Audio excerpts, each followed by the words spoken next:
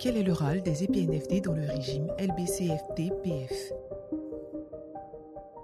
Les EPNFD sont à l'instar des institutions financières des gardiens importants dans la protection de l'intégrité du système financier et de l'économie au sens large.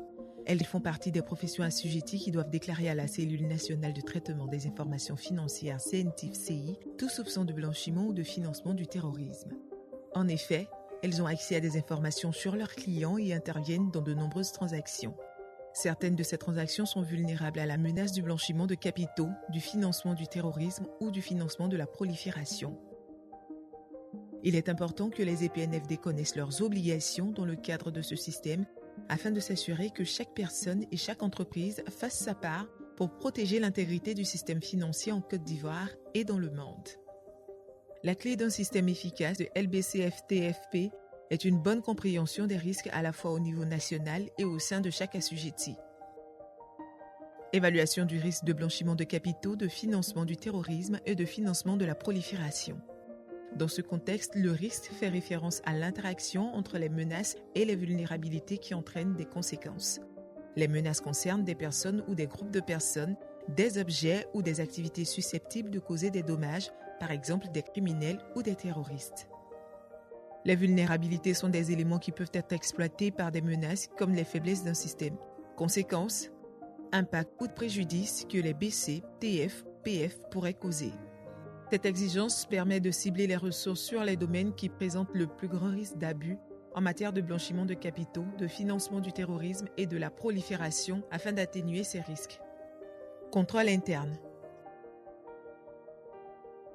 La loi LBCFT-FP et l'ordonnance LBCFT-FP exigent que les EPNFD aient des politiques, des contrôles et des procédures pour gérer et atténuer les risques qui ont été identifiés. Les EPNFD doivent mettre en place des programmes de conformité qui tiennent compte des risques de BCFT-FP et qui incluent nommer un responsable de la conformité au niveau de la direction, présélection d'employés potentiels, formation continue pour les employés, audit indépendant pour tester les systèmes mis en œuvre. Ces mesures préventives sont largement exposées dans la loi LBCFT-FP et l'ordonnance, dont les principales dispositions sont résumées ci-dessous. A. Diligence à l'égard des clients. Le devoir de vigilance à l'égard de la clientèle est l'un des principaux piliers des mesures préventives. Il ne s'agit pas simplement d'identifier le client, mais de procéder à une évaluation continue du client et de ses activités. En Côte d'Ivoire, les principales exigences pour une EPNFD sont les suivantes. Identifier leurs clients et vérifier leur identité, c'est-à-dire confirmer que le client est bien celui qu'il prétend être. Identifier le bénéficiaire effectif d'un client et vérifier son identité. Comprendre et obtenir des informations sur l'objectif et la nature prévue de la relation d'affaires. Assurer un suivi permanent de la relation d'affaires.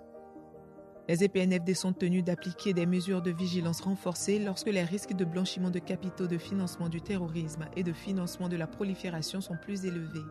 Il peut s'agir par exemple de clients issus de juridictions à haut risque ou de personnes politiquement exposées, mais aussi de particuliers fortunés, de clients exerçant des activités dans des secteurs à haut risque ou de clients utilisant des produits et des services plus risqués. Les personnes politiquement exposées constituent une catégorie distincte de clients qui sont des personnes chargées d'une fonction publique importante au niveau national ou international.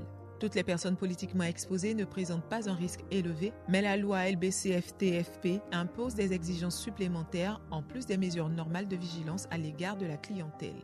Afin de garantir une piste d'audit complète de l'activité des clients et d'aider éventuellement les autorités à enquêter sur le blanchiment de capitaux et le financement du terrorisme, les EPNFD de la Côte d'Ivoire sont tenus de conserver les informations des transactions, les mesures de vigilance à l'égard de la clientèle et les dossiers de compte pendant au moins 10 ans.